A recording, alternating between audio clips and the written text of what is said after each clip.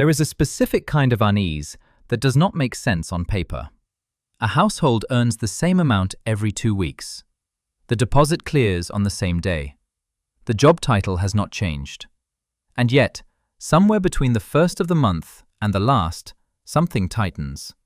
Not dramatically, not in a way that triggers a crisis, but persistently, like a knot in the background of an otherwise ordered life. The income is stable. The experience of that income is not.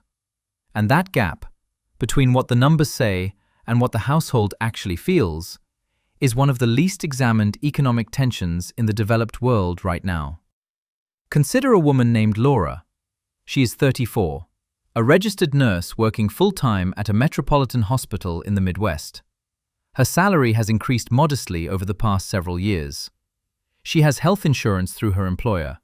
She has no unusual debts, no extravagant spending patterns, no financial recklessness in her history. By every conventional measure, Laura is doing fine. And yet, each month, she finds herself mentally rationing weeks before the next paycheck arrives.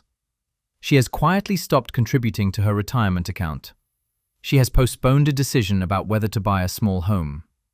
She does not talk about it often because she assumes the problem is hers, that she is somehow failing at something other people have figured out. Most people carry the same assumption Laura does. If you have a steady job with a reliable salary, you are financially stable. This belief is not irrational. It comes from an earlier economic period, one in which fixed wages held relatively constant purchasing power over years at a time.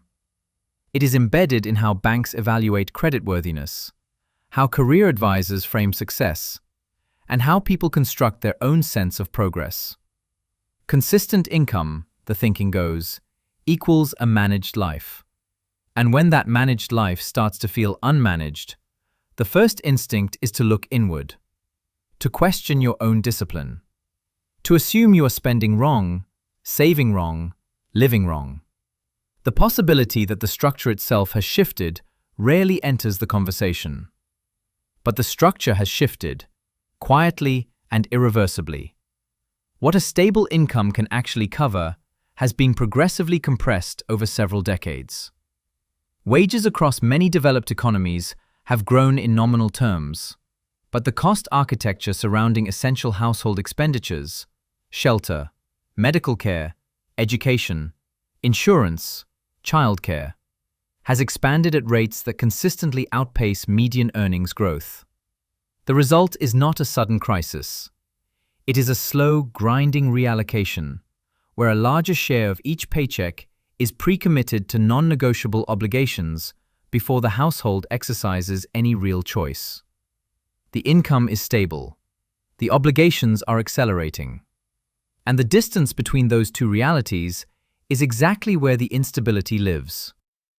If that distinction between income stability and purchasing power stability is something you find worth examining further, consider subscribing to this channel.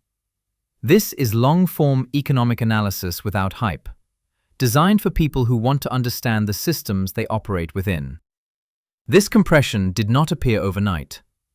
Across several decades in the United States and peer economies, essential cost sectors became increasingly financialized, institutionally consolidated, or supply-constrained. Housing markets tightened around metropolitan employment centers, pushing shelter costs well beyond what local wages could comfortably support. Healthcare delivery systems layered administrative and insurance complexity onto the end user, inflating costs through channels most people never fully see.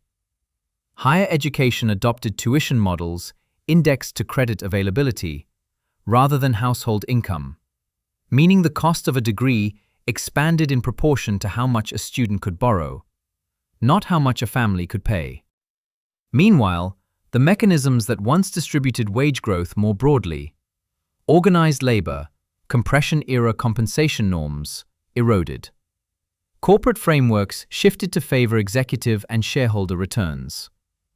The cumulative effect was an environment where the architecture of cost quietly restructured itself around the household, while the architecture of income remained relatively flat. No single year triggered alarm. But the compounding effect across a generation has been substantial. The households feeling this most acutely are not the ones society typically associates with financial precariousness. They are middle-income earners in metropolitan areas, particularly those in the early to mid-career phase, who are simultaneously managing housing costs, household formation expenses, and debt service from education. Dual-income households that would have been considered comfortable a generation ago now report persistent budgetary tightness. What distinguishes this period is not that lower-income workers face difficulty. That has been visible for a long time. What distinguishes it is the spread of instability into income brackets that historically considered themselves insulated from it. If this pattern is resonating with your own experience or the experiences of people you know, subscribing helps us continue producing this kind of structural analysis. No algorithms, no panic, just economic clarity. The behavioral responses to this compression are remarkably consistent across households. Credit usage extends beyond occasional convenience into structural gap filling, where revolving debt quietly subsidizes the growing distance between income and obligation. Lifestyle expectations are silently downgraded. Smaller apartments, older cars, deferred vacations. While outward markers of stability are carefully maintained. Many individuals increase their working hours or take secondary employment. Others delay major life decisions, home ownership, starting a family, meaningful retirement contributions, without necessarily connecting those delays to a systemic cause. And perhaps most corrosively, there is a pronounced tendency towards self-blame. People interpret systemic cost pressure as personal financial failure. They believe the tightness in their budget reflects a deficit of discipline rather than a structural shift in what their earnings can actually purchase. The ripple effects extend well beyond individual households. When consumption becomes increasingly debt-supported rather than income-supported, it creates a layer of fragility in household balance sheets that may not surface until a recessionary trigger exposes it. Labor mobility decreases as workers cling to employer-provided benefit structures, particularly health coverage, even when better opportunities exist elsewhere. This reduces the efficiency of the labor market itself. Birth rates and household formation trends begin to reflect economic hesitancy rather than personal preference. Retirement preparedness deteriorates quietly as long-term savings are sacrificed for immediate obligation coverage. The aggregate effect is an economy that appears stable at the headline level. Employment numbers intact, GDP growing, consumer spending continuing, while accumulating household-level fragility beneath the surface. The most common misinterpretation is the most damaging one. That this is a personal problem with a personal solution. That budgeting harder, cutting one more subscription, skipping one more purchase will close the gap. For some households, marginal adjustments help at the edges. But the core dynamic, the divergence between income growth and essential cost growth, is structural. It is not caused by individual behavior, and it cannot be fully resolved by individual behavior. Recognizing this does not mean abandoning personal financial responsibility. It means understanding the environment in which that responsibility operates, so that the decisions made within it are informed by reality rather than by inherited assumptions that no longer hold. What does structural awareness look like in practice? It begins with a simple but critical distinction. Income stability and purchasing power stability are no longer the same thing. Monitoring only what you earn, without tracking how far that earning stretches against your fixed obligations, provides an incomplete picture.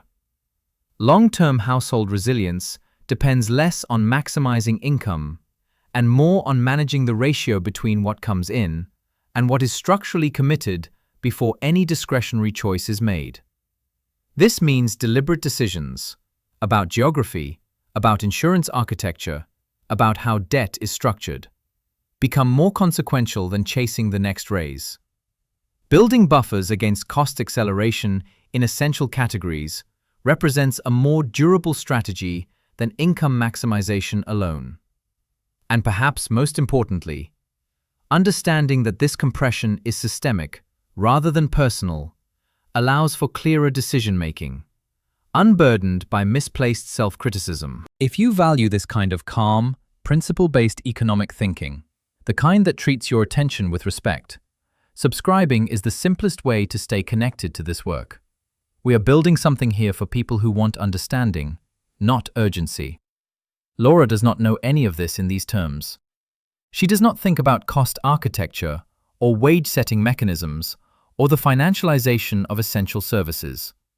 She thinks about the fact that her grocery bill feels heavier this month, that the rent increase notice arrived again, that her student loan payment is automatic, but her savings contribution is not. She is not failing. She is operating inside a system whose terms have shifted beneath her without formal announcement. The paycheck is the same. The world it purchases is smaller. There is a particular kind of instability that does not announce itself. It does not arrive as a layoff notice or a market crash or a sudden emergency. It arrives as a feeling, quiet, persistent, difficult to name. The sense that something does not add up, even when the numbers appear to. The most structurally aware households have begun to treat their budget not as a reflection of personal discipline, but as a diagnostic instrument, one that reveals the true cost environment they operate within. That shift in perspective, from self-judgment to system awareness, may be the most consequential financial decision a household can make. Not because it changes the numbers, but because it changes what you do with them.